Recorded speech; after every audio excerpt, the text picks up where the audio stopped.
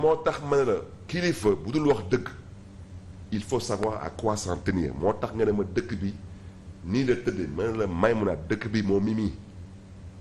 ñoom nee nañ dañuy soxla 15 milliards 15 milliards yooyu mënuñu ko mobiliser fii rek il faut que ñu dem. et puis d'ailleurs sax ñoom ñu ngi dama la jox benn exemple yow 15 000 milliards yi ngay wax yooyu d'abord du ma ko commenter parce que man plus le mensonge est gros plus je t'ignore parce que du ma sa morom man kilifa laa wax naa la sànq lan la waay yi def waa ji dafa dem ci benn banque bu ñuy wooyee FMI wala Banque mondiale mu ñëw ne leen dama feebar xeetu feebar yi laa am ñaari weer moo ma dese fii ci kaw suuf si aw ma benn garantie wante dama bëgg ngeen lebal ma 15 millions. banque la def la lebal. ça veut dire dinaa mobiliser yow naka nga mën a mobiliser 15 000 milliards au même moment il y a 40% de l'activité du port à la baisse.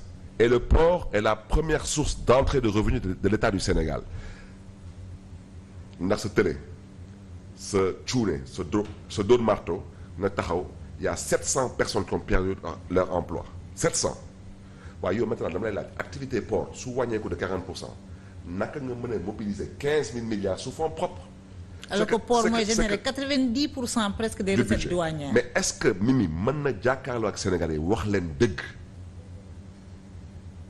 c'est ça la question wax naa la sànq yow am nga 5 000 francs pour commencer dépenser ko par mois excusez-moi par an il faut payer les salaires il faut payer les subventions il faut payer la dette il faut payer le fonctionnement sur les 5 000 francs. Il faut investir. Je parle même pas d'investissement sur fonds propres sur le budget du Sénégal. Le Sénégal n'a pas les moyens d'investir sur le budget parce que luy des il faut ensuite 3 fois le montant pour pouvoir fonctionner c'est le déficit budgétaire donc yow les investissements etc tu es obligé de le mettre dans l'endettement moo tax ma ne Mimi lii di cëram mooy jàkkaarloo ak Sénégalais yi ne leen wax dëgg yàlla lii laa fi fekk wante amoon na lu mu leen digoon waxoon naa leen avion bi danaa ko jaay waxu avion bi teg ko ci suuf dañ ko soxla bon mais waxoon nga fonds politique du fi amati waxoon nga les contrats de pétrole les contrats de gaz waaw gars yi dañ ci dóor Sénégal ñàkk na ci lii waaw mais Sénégal su ñàkkee ci loolu waaw yow yaa ngi fi depuis juróom-ñaari weer va récupérer le dû du Sénégal va le récupérer da nga nekkoon dans le populisme et le mensonge et la manipulation. léegi Barthélémy on termine par un point xam nga yow avant élection présidentielle yi da nga fay def une sortie fracassante nga dem mooy cette histoire d'audience avec Macky Sall nga ne boo leen taxawul armée bi dina jël nguur gi ñëpp ñàkk nga dem ngeen waxtaan ak Macky Sall loolu moo nekk à l'origine de l'implosion de Yewwi Askan Wi ñu dàq leen si mais aujourd'hui 2 mois après l'élection présidentielle on apprend que y a ce qu'on appelle un protocole du Cap Manuel waxtaan jib na diggante Ousmane Sonko ak Macky Sall am na ay mbir yoo xam ne déggoo nañu ci et que loolu bokk na ci lu bari lu faciliter mbir mi par la suite est-ce que quelque part vous n'avez pas l'impression d'avoir été court-circuité floué yow yaa njëkk a contacter Macky Sall mais eux ils finissent par prendre langue avec Macky Sall ba li am yëpp am. Maïmouna am na ay sujets je préfère ne pas les évoquer moo tax sànq tudd nga fi par exemple la dernière transhumance en date mooy ku nekkoon suñu liste dem rejoindre Mimi du ma commenter am na lu ma wax te du ma ci jóge nee naa lépp lu ma def biir Sénégal pour que Sénégal am dal am jàmm Macky Sall mën a dem ci jàmm ak salaam te bañ a bokk ci élection yi je l'ai fait damay dégg les gens qui disent qu'ils n'étaient pas informés dama leen di ñaan nañu indi alxuraan teg man ma indi bible teg yow nag soo amee sañ-sañ jàkkaarloo ak téere bu mel noonu yàlla di la tiim nga ne da ngay fen ça c'est toi et ton créateur moi je vais jurer sur la Bible à l'aise. J'étais au courant, Khalifa Sall était au courant. Lépp lu ma def ça a duré au moins 2 mois. Vous êtes tous au courant tous. yow mii yaa dul nit xaw ma ban xeetu nit nga xaw ma nooxóor nga xaw ma lan nga. voici une personne bu ngeen xam ne ni saay bu àndee ak ay nitam amul jaanu biir mën a fen mën a manipuler.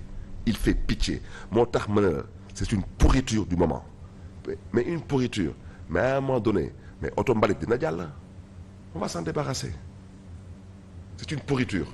Et le protocole du Cap Manuel. Mais le protocole je vais vous dire une chose hein bon xam nga d'habitude tubaab day ne oh il a baissé son pantalon damay dégg ñoom ils n'ont pas baissé le pantalon ñoom ils n'ont même pas baissé le caleçon non mënuma continuer ci wax yooyu rafetul. waaw non xoolal ils ont baissé plus que le caleçon pour mën a génn ak bokk dañu ñàkk jom loolu mooy dëgg te ñu ngi may seetaan bëgguma wax yenn wax yi mën na ñàkk lu ma ci xam je me tairai moo tax tey suñu toogee tey di menacer ay Macky Sall dañuy fooye seen xel yi. lan nga ci xam. bés bu Macky Sall génnee lu mu signé ak ñoom gars yi noppi ne pat. je sais tout à l'heure nee naa la yaa baissé le pantalon yaa baissé le caleçon ma yemale ko foofu. mais lan lañ signé ak Macky Sall.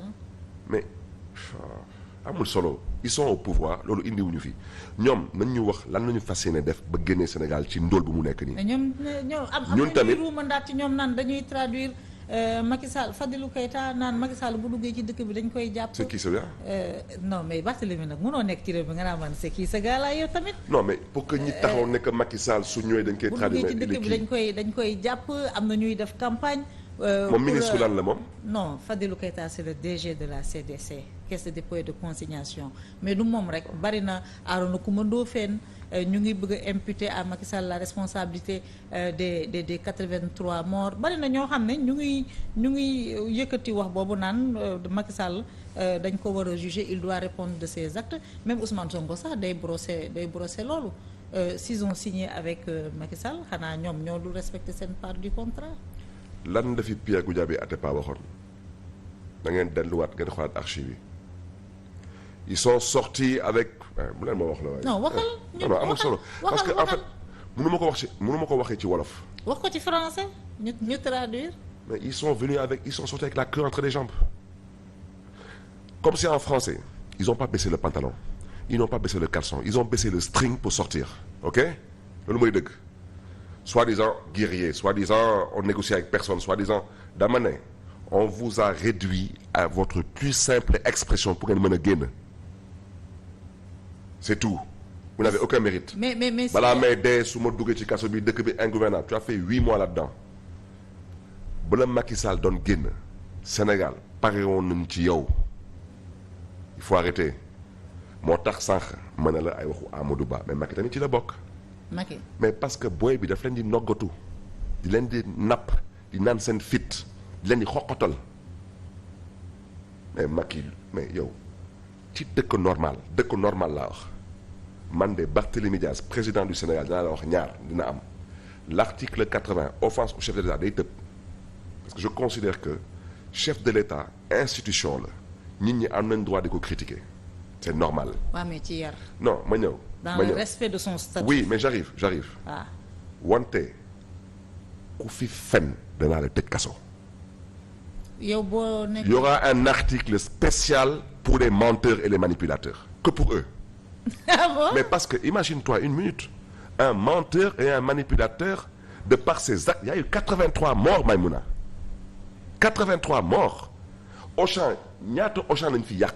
ay stations d'essence les gens ont perdu leurs emplois mais ku fi fereti Sénégal ku fi dóorati marto Sénégal da ngeen nëpp ci kaso bi mais on va le criminaliser dans le Coran le mensonge n'est pas accepté par le prophète Mohammed paix et salut sur lui ce n'est pas accepté au nom de quoi sous la terre des hommes on doit l'accepter au nom de quoi États-Unis soo nekkee à certains postes de responsabilité soo fenee on te destitue on peut même te mettre en prison.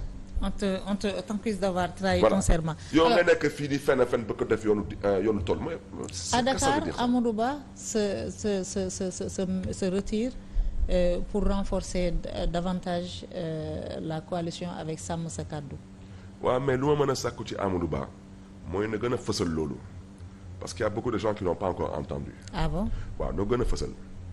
il retire. Non, je pense que noonu def un communiqué de faire passer dans la presse ensuite moom il doit faire un point de presse parce que ce qui s'est passé moom mi Amadou Ba jokkoo nañu téléphone à sa décharge je pense qu'il n'est pas responsable de la situation mais il a une responsabilité envers le leadership qu'il incarne. Mais Zahra Iyane Thiam moo def annonce bi ça devrait suffire. Non mais écoutez ils avaient à un moment donné la possibilité de retirer leur liste ils l'ont pas fait. Zahra Iyane Thiam n'est pas la responsable morale de la coalition que dirige Amadou Ba te am na lu ma la wax sànq ma ne la xeetu stratégie bu nekk gaa ngi koy lal pour déstabiliser notre coalition parce que xeebuma kenn loin de là di xeeb la coalition de Macky Sall loin de là di xeeb la coalition de Amadou Ba wante fu mu nekk lu gars yi di ruubee ci bopp koñ yi ak ci grand place yi du ñooma non dañuy ruube mais parce que sénégalais yi dañuy waxtaan seen biir di kaf seen biir di cokkaasante seen biir lii c'est un combat de génération moo tax mën na leen booy Mimi dina sëgg te bëre. mais yow da nga bëgg Amadou Ba jël officiellement man daal engagement lu ma gëm actuellement il y a 2 duels Amadou Ba et Macky Sall ont des comptes à solder ça je le sais. mais loolu baaxul ci opposition bi. je suis pas man en fait su ma yoon newu ci mais au vu de ce que je vois ce que j'entends il y a un duel entre eux deux maintenant nag Mimi foog nga nangu ñëw nag jàkkaarloo gars yi et on est là donc beneen duel bi yéen ak Ousmane Sonko la. ce n'est pas ce qu'on a souhaité c'est la nature des choses. yow ak Ousmane Sonko la. nee naa la c'est la nature des choses. mais moo tax Ousmane Sonko moom du la tontu. mais parce que xam na ne que tontu du falax il me connaît très bien. mais est-ce que nekkul di la ignorer aussi. tu ne peux pas m'ignorer parce que je suis la seule personne qui t'empêche de dormir te yàggatul. nee naa la man ak yow lu yaa fi woote woon mortal combat l'un d'entre nous va enterrer l'autre politiquement parlant maa la ko wax fi tey moom da doon woote gatsa c'est enterré physiquement man ñaanuma yàlla ëllëg di ko enterré physiquement wante politiquement moo may suul baa ma suul ko te wallaay du ma suul.